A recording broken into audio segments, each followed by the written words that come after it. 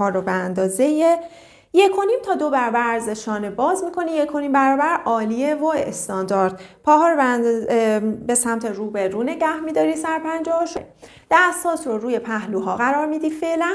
زانوهات رو خلاص میکنی، نشست ماب و وزن روی پاشنه ها، زانوها در امتداد سرپنجه. اگر زانوها داخل اومده حتما رون پاتو بکش به بیرون تا زانوها در راستای سرپنجه قرار بگیره. پشتت صافه، باسنت به جلو نمیره، حالت اسکوات نداری، دنبالچه به سمت زمین کشیده میشه.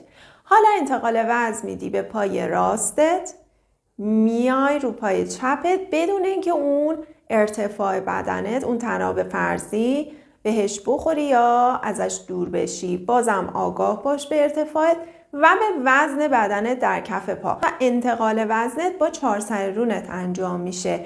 کف پا و تیغه بیرونی پا رو فشار میدی به سمت چپ و راست و این انتقال وزن رو انجام میدی. ممکنه که 4 سر رونت کمی لرزش داشته باشه، هیچ ایراد نداره، ادامه بده.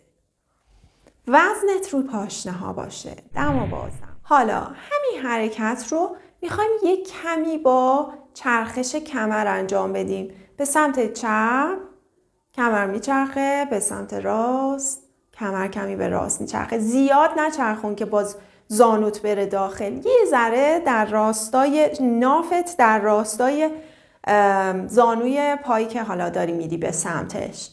دم و بازدم.